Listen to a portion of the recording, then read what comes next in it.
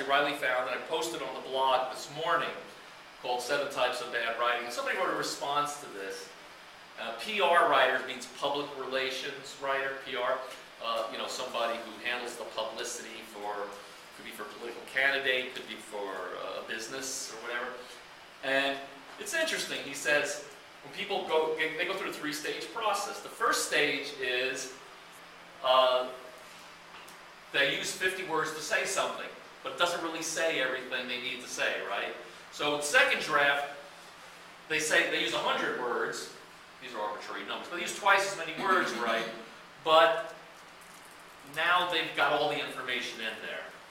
But then the third stage is, now that they have all the information, they're able to go back to 50 words and still have it all intact. And I like that because I found it's true.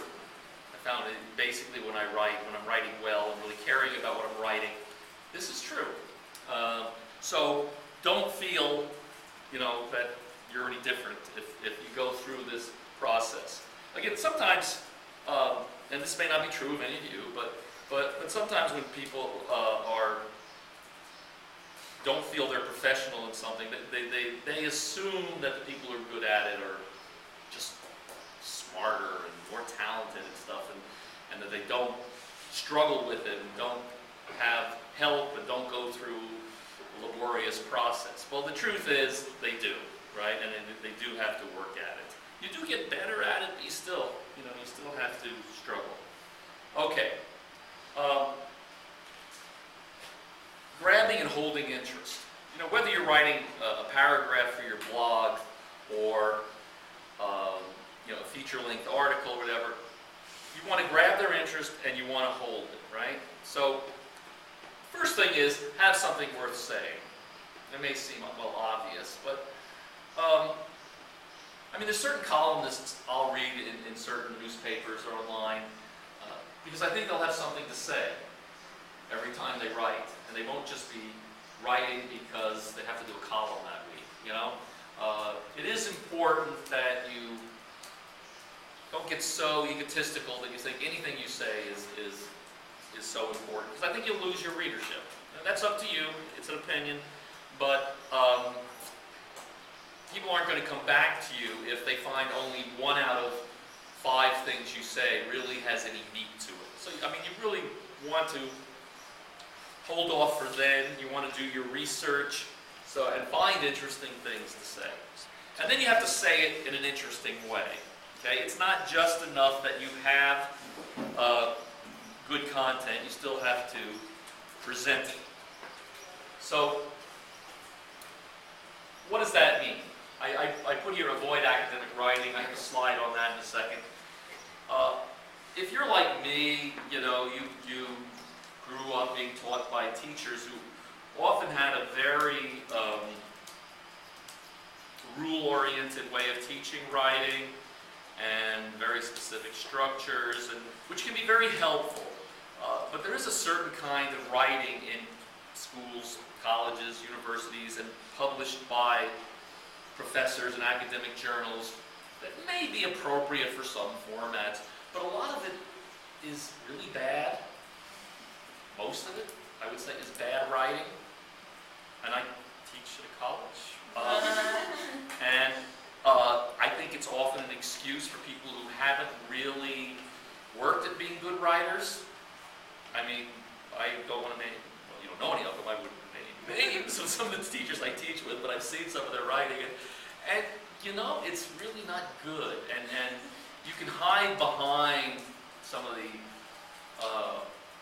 sort of pretentiousness of academic writing, and it's sort of an excuse for not writing well. But I would like you, I'll get into that more in a second.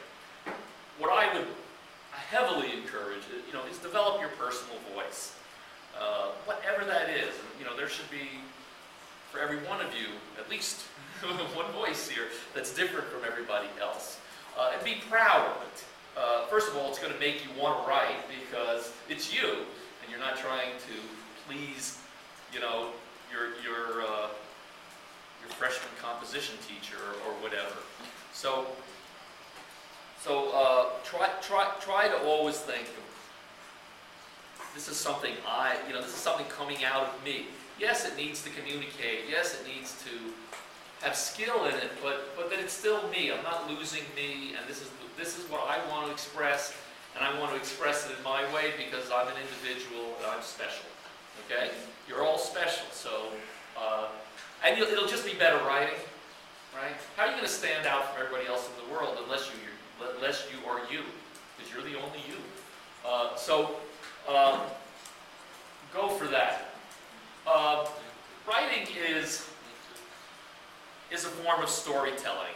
It's got to grab you, right? And you guys all, watch a million movies and TV shows, and you read. So we all know what story structure is. We have it in our bones. So you've got to grab their attention. You've got to keep it. You got to build it. You have to have some mystery involved, something that wants them to read on, and you have to have some kind of satisfying ending. I think that's true in any kind of writing. Everything I'm saying doesn't necessarily apply to a 2-sentence blog entry, okay? But it applies to a lot of writing, certainly to more of a feature-length writing. So Daniel actually showed last time, I think that was you, right? And you showed the leads in a couple of... I read them out loud. Yeah, we read a couple of leads from stories from last year. I'm going to actually add some leads from a couple of journalists into this presentation before I upload it. But a lead is just, as I said, it's that first sentence that grabs you. It's the movie trailer, whatever, okay? And the academic way of writing is to say, well, in this paper, I'm going to discuss the 3 reasons for the impact of blah, blah, blah. The more journalistic way of writing would be to find something, usually some human interest angle, that will pull them in, okay? You're fighting for their attention.